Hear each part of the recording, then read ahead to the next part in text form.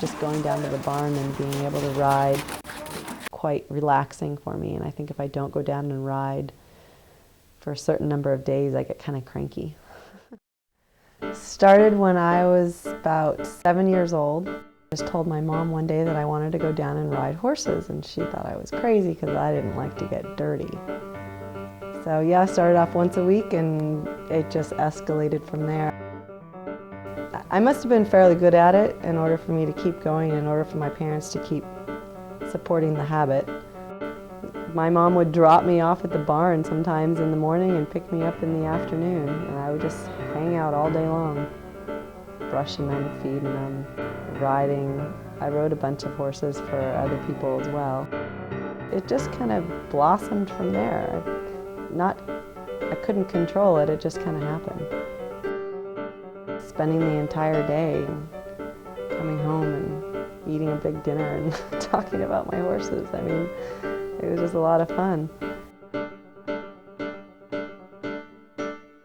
Trainers have a huge influence over parents and whether or not they buy horses, so somehow my trainer talked my parents into buying a horse, and I've owned lots of horses since then. My favorite all-time horse was a horse named Include Me. That was her show name, and her barn name was Susie. Our final competitor will be 109 Include Me, owned and ridden by Lisa Orchard. She was 15 two-hands, which is fairly small for hunter-jumper standards, and could jump the moon, had a heart of gold. And I bought her when I was about 14 years old, and I owned her until she passed away. Susie was just kind of the all-around horse that you could have. You could ride her bareback, you could go on trail rides, you could take her camping with you, and then you could dress her up and take her to a big A-rated show and she'd win everything in sight. And she just loved it. And she had a heart of gold, and she would just do anything you asked her to do, and she never complained about it. I would jump her over huge things that were taller than her, and she would just tuck her feet up underneath her and go for it. The second favorite horse is a horse named Tuxedo, who I bought when I was a little bit older. I must have been about 17 years old, and I also owned him until he passed away. I rode in all the big-time horse shows throughout the United States, qualified for the medal finals on the East Coast. They hold them once a year on the East Coast, so everybody who's on the West Coast has to transport the horses over to the East Coast to compete in the medal finals over there. So that was Tuxedo Junction, and I owned him and kept him at school when I went to UC Santa Barbara, and he retired with me and turned into a trail riding horse on the beach. He didn't know what hit him. Going from the show ring to having his toes painted to riding on the beach and living in the mud. He's like, okay, this is good life. My trainer would say I don't look like I ever get nervous. I think I internalize everything. But I am very competitive. When I get to a horse show, I am all about doing the best that I can do at the horse show in every class that I compete in. And I don't really care what other people think. I don't really care about, it's more my personal best. Like, I don't necessarily compare myself to other people if they're doing better or worse than me. I think I compete against myself. I always want to improve. I think that's kind of a type of personality in myself. But yeah, I'm very competitive. I think most people that ride and show at this level are competitive in nature. Kind of have to be.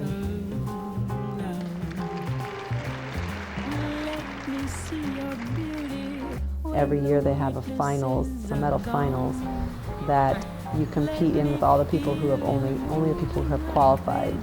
They actually have three phases for that, where you do a dressage phase, and then they have a gymnastics phase, and then they have a third phase, which is more of a Grand Prix level type phase. The jumps aren't Grand Prix size, but the types of jumps are what you'd see like at the Grand Prix level.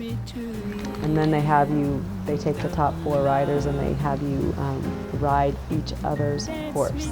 through the same course, and you have 2 minutes to warm up on this horse that you've never ridden before, and then you have to ride it and jump it around this course.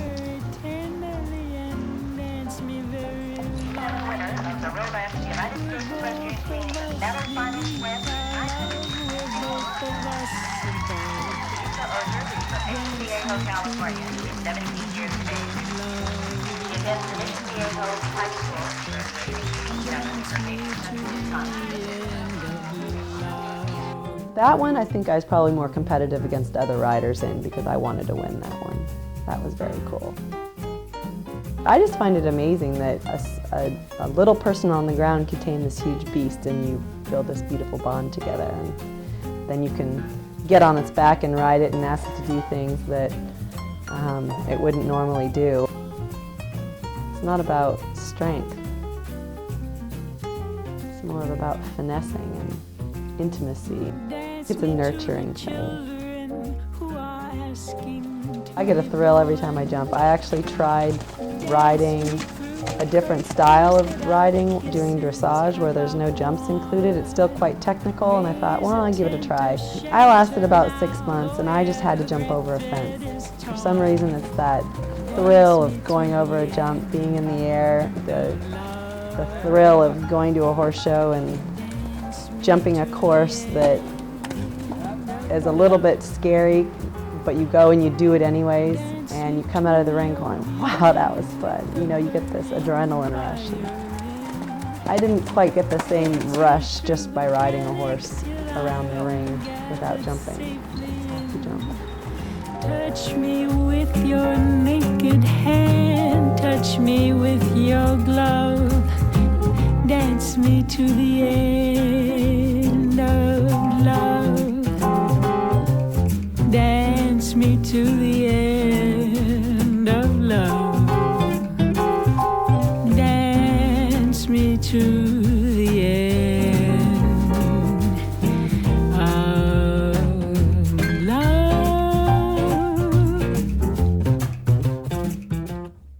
I just enjoy my life when I'm out there doing that. I just take a deep breath and go, wow, this is great. I don't care if I die tomorrow, I'm having a great life now.